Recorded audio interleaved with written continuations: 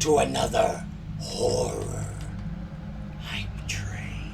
My friends, this one is for freaking Pop-Tart. Brother, thank you. I just hit the button and boom, boom, boom. This one is kind of like Chucky, but it's called Chicky. Oh, come on. In the quiet town of Pillowbrook, there stood a quaint antique shop. Its dusty shelves held relics of the past, each telling a story. Each with a story to tell. Among them is seemingly important porcelain doll, its painted eyes glistening with an eerie intensity, waited for a new owner.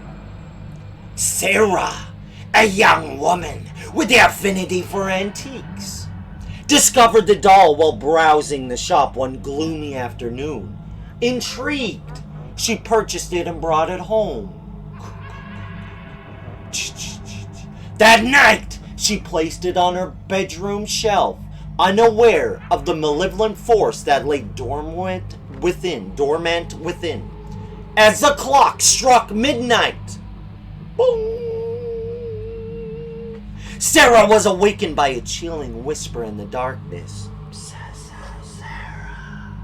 The porcelain doll had come to life. Its small, lifeless lips moving as if it had a sinister secret to share.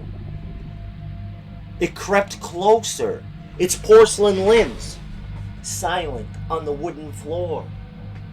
The doll's voice grew more menacing, weaving tales of ancient curse and revenge. It recounted the souls of those who had owned it before, souls it had devoured to satisfy an insatiable lust for life. Hunger knows no bounds, Big John. Sarah's heart raced as she realized she was next in line. Terrified, she fled her room.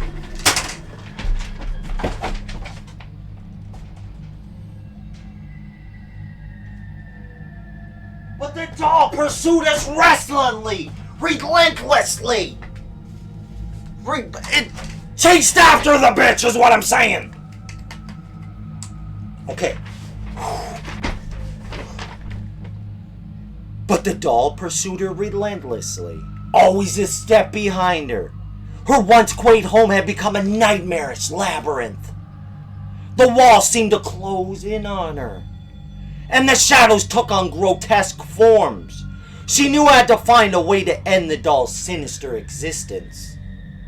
In a desperate attempt to break the curse, Sarah lured the doll into the attic, where a flickering ancient oil lamp cast eerie shadows. With trembling hands, she struck a match and set the lamp ablaze, engulfing the porcelain doll in a searing inferno. Its haunting laughter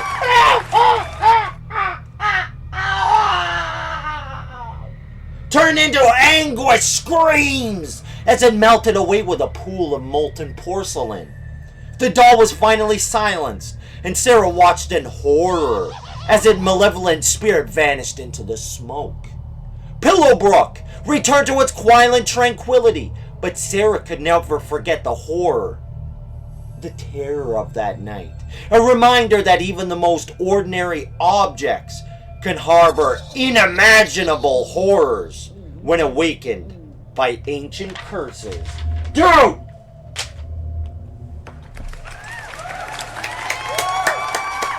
Thank you, freaking Pop-Tart. Like and subscribe.